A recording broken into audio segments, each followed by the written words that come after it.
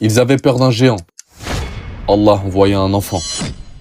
Aujourd'hui, on ne va pas parler de grandes armées, ni de stratégie militaire. On va parler d'une foi pure, d'un combat inégal et d'une victoire gravée dans l'histoire. Après la mort de Moussa alayhi salam, les enfants d'Israël traversaient une période d'épreuve. Chassés de leur terre, divisés, perdus, dans leur détresse, ils se tournèrent vers le prophète et lui demandèrent « Établis pour nous un roi, afin que nous combattions dans le sentier d'Allah. » Alors le prophète leur annonça « Allah vous a désigné Talut comme roi, un roi simple, ni riche, ni prestigieux. » Ils s'opposèrent, ils doutèrent, mais leur prophète leur rappela « Allah l'a choisi pour sa force et son savoir. » Pour apaiser leur cœur, un signe leur fut donné. Le coffre sacré, descendu du ciel, porté par les anges, avec Talut à leur tête, ils marchèrent vers l'ennemi. Mais avant la bataille, un dernier test, une rivière. Talut dit « Celui qui boira sans retenue sera exclu de mes troupes. Celui qui se contentera d'une petite gorgée restera avec moi. » La plupart échouèrent. Ils burent, ils trahirent. Seule une poignée d'hommes resta fidèle. Ils continuèrent d'avancer, fatigués, affamés, mais fermes dans leur foi, jusqu'à ce qu'ils voient une armée immense. Et au centre, un colosse, un géant, Jalut.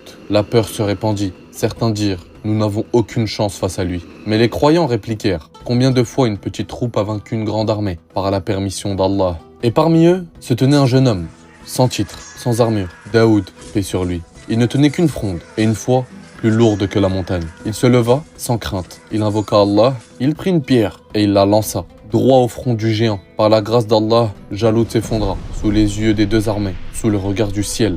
Et ce jour-là, un jeune garçon devint un roi et un prophète. Allah lui accorda la sagesse, la royauté, et il laissa à ceux qui viendraient après lui une leçon éternelle.